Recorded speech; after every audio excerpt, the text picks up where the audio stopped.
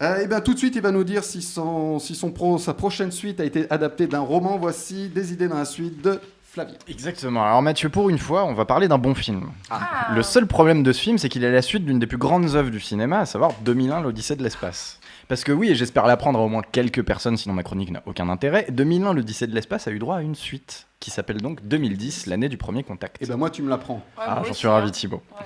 C'est réalisé en 1984 par Peter Yams, qui avait fait l'excellent Outland, avant de finir sa carrière à enchaîner des Jean-Claude Van Damme, pour ceux qui apprécient. Moi, j'étais très content. Une trajectoire assez similaire à celle de Kubrick, finalement. C'est une adaptation de 2010 Odyssée 2, toujours du romancier Arthur C. Clarke, et comme beaucoup de films de science-fiction de l'époque, on se retrouve avec un prétexte de guerre froide, l'intrigue tournant autour d'un conflit nucléaire imminent entre la Russie et les États-Unis. Bien sûr.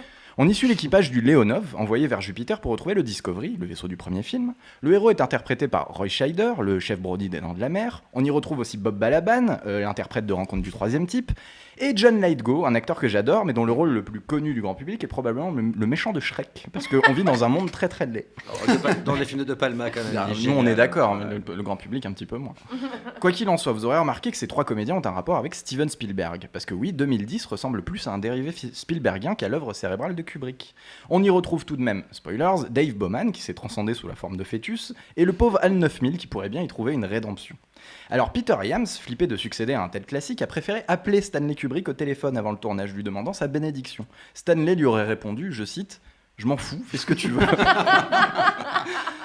Alors Thibaut, tu vas me demander, mais c'est comment en 2010 l'année du premier contact? Alors, Flavien, mais c'est comment en 2010, etc.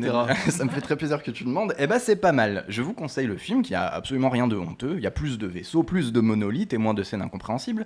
Mais il faut plus l'imaginer comme une extension anecdotique qu'une véritable suite. Mais la chose curieuse, Thibaut, dans 2010, c'est le nombre d'anecdotes concernant sa musique. On se souvient que sur l'original, Kubrick avait jeté à la poubelle une grosse partie du score d'Alex North pour le remplacer par de la musique classique. Bon, jusque-là, rien d'incroyable.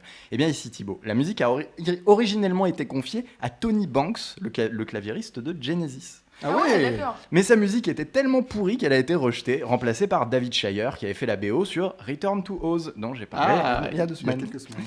Et sur la bande originale de 2010, autre anecdote étrange, on peut retrouver une chanson du guitariste de Police. On dit Police ou The Police? The Police. Alors, du guitariste de The Police, Andy Summers, une chanson qu'il a appelée 2010. Ils sont forts. Ah, il est bon. Non, mais il est bon.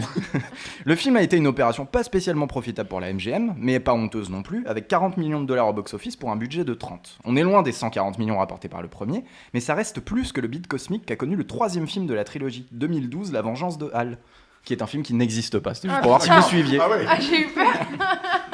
Tu regarderas le Il y a film Roland en Emmerich film. qui a fait en 2012. La Tout à fait. vengeance de Hal. Merci Flavien. Mais de rien. Eh ben, on retrouve